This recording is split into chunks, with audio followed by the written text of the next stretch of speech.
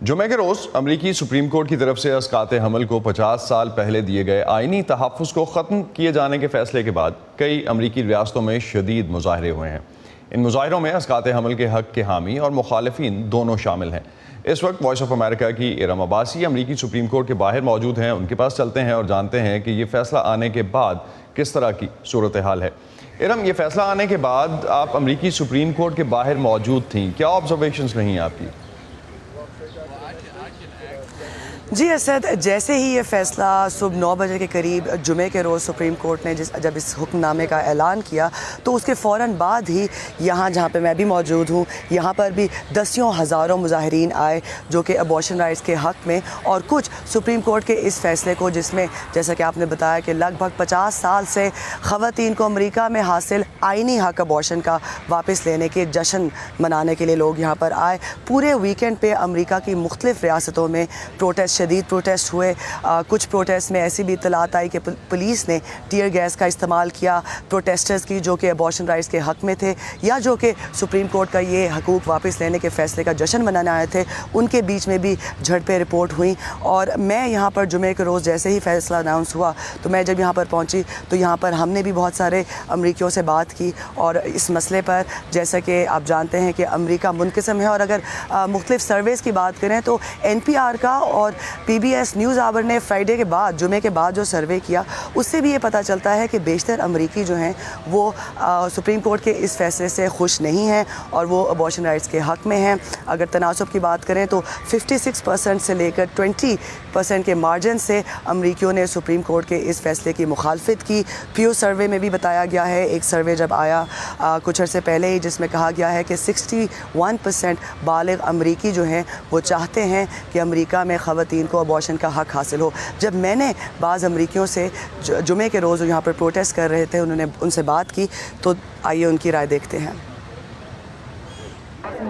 रो we वेड के फैसले को ख़त्म करने के असरात सेहत आमा के लिहाज से बहुत अहम है, लेकिन इससे दूसरे हुकूक छीनने का एक रास्ता भी खुल जाता है। खुदा का शुक्र है क्योंकि हमने आखिरकार ज़िंदगी के लिए कुछ तो ठीक किया है, क्योंकि हमने आखिरकार एक तवील अरसे से मौजूद एक गलत अमल को दुरुस्त कर लिया है। अस्काते हमल सेहत आमा का मसला नहीं, हेल्थ केयर लोगों की मदद करती है, अस्काते हमल लोगों को तकलीफ पहुँचाता है। Helps people, abortion hurts people. ये सरासर नाइंसाफ़ी है कि ख़वातीन के जिस्मों की बुनियादी तौर पर निगरानी की जा रही है, लिहाजा हम यहाँ आकर अपनी आवाज़ बुलंद करना चाहते हैं। हर किसी को इस फैसले का जश्न मनाना चाहिए, चाहे आप अस्काते हमल के मुखालिफ हैं या इसके हामी। मैं ये नहीं कहना चाहता कि मैं अस्काते हमल का हामी हूँ या मुखालिफ, लेकिन मेरा मानना यह है कि इंतखाब करना औरत का हक है। तो इस फैसले पे जो एहतजाज हुआ, जो कि सुप्रीम कोर्ट के सामने भी हुआ और ओवर द वीकेंड हमने देखा कि पूरे मुल्क में मुख्तलिफ रियासतों में ये एहतजाज हुआ, तो ये क्या पार्टी लाइन्स पे हो रहा है? इसको हम उस कॉन्टेक्स्ट में देख सकते हैं।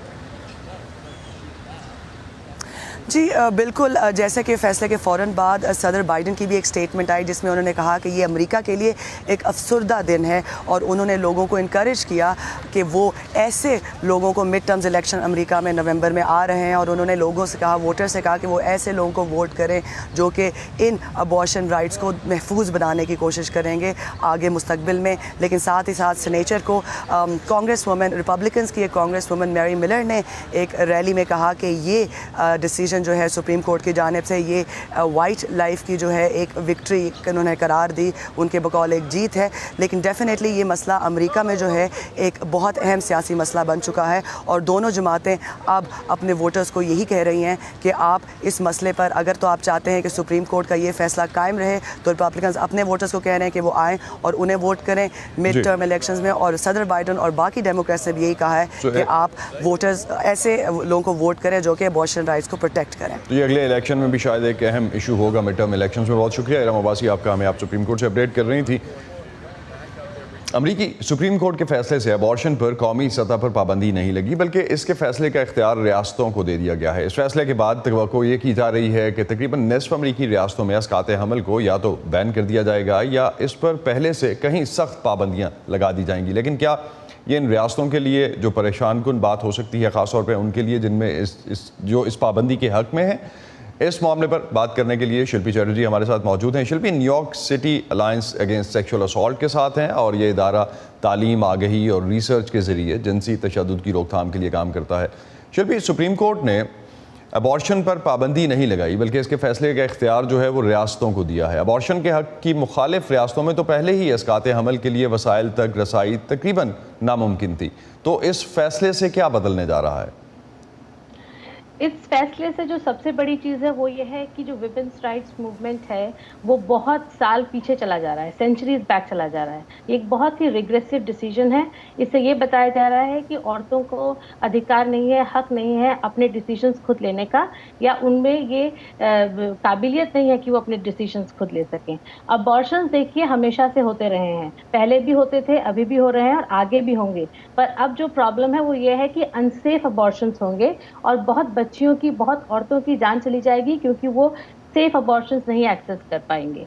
लेकिन शिल्पी, ये तो सुप्रीम कोर्ट के फैसले में इसको मना अगर किया गया है तो ये तो स्टेट्स के पास अगर ये राइट किया है तो स्टेट्स डिसाइड करेंगे इस पे। अभी तक हम इसको ये तो नहीं कह सकते कि इसको मना कर दिया गया है। हाँ जी, तो अभी स्टेट, ऐसी कुछ स्टेट्स हैं जो बैठी हुई थी, जो वेट कर रही थी कि ये डिसीजन आए और वो अबॉर्शंस को बैन करे। क्योंकि आपने देखा होगा कि अभी ऑलमोस्ट 25 स्टेट्स हैं जहाँ पे अबॉर्शंस बैन हो चुकी हैं, या फिर ट्रिगर लॉज थे, तो वो केवल वेट कर रहे थे कि कब ये डिसीजन पास हो और वो अबॉर्शन का एक्सेस जो है वो कम करें या ख़त्म करें। तो वो रियासतें हैं जहाँ डेमोक्रेट्स की हुकूमत है, वहाँ आप किसी किस्म की तब्दीली की तवक्को कर रही हैं? तब्दीली अब अगर लॉ के बेसिस पे नहीं भी हो तो अगर आप देखें, इवन दो ये अभी ये सब सोचने की बात नहीं है, लेकिन वहाँ का जो हेल्थ केयर का जो इंफ्रास्ट्रक्चर है वो कितना सपोर्ट कर पाएगा, क्योंकि अभी उनकी नीड्स बढ़ जाएंगी, राइट? क्योंकि दूसरे स्टेट से वहाँ पे आएंगे लोग और अबॉर्शन का एक्सेस करेंगे, तो वो इंफ्रास्ट्रक्चर की भी एक बात है। पर अभी ये सोचने की बात नहीं, अभी just this whole thing is so regressive, it's so brutal, और इसने जो विमेन के सेल्फ एस्टीम पे जो हमला किया है, I think that is what is more concerning at this point. तो शिल्पी, आप चूँकि of course south Asian community जो है उस पे भी आपकी जो है नज़र है, उन लोगों से भी आपके राब्ते हैं, इस कम्युनिटी की अक्सरियत जो है उसका क्या रिएक्शन है इस फैसले पे? कोई बात हुई आपकी स्टेक होल्डर्स से इस मामले में?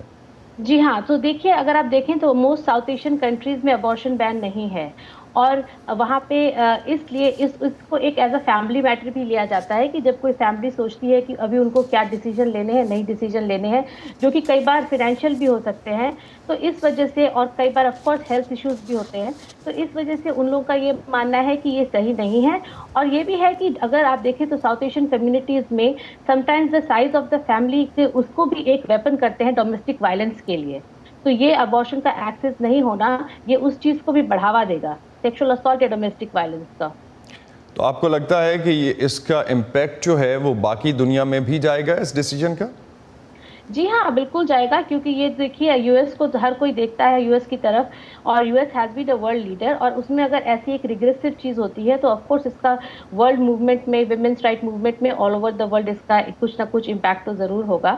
और सबसे बड़ी बात है कि हेल्थ केयर का एक्सेस और एक वुमन की जो लाइफ है वो उसको इतनी उसके साथ खिलवाड़, I think that is the biggest thing है कि उसको इस तरीके से मिनिमाइज किया है इस डिसीजन के थ्रू।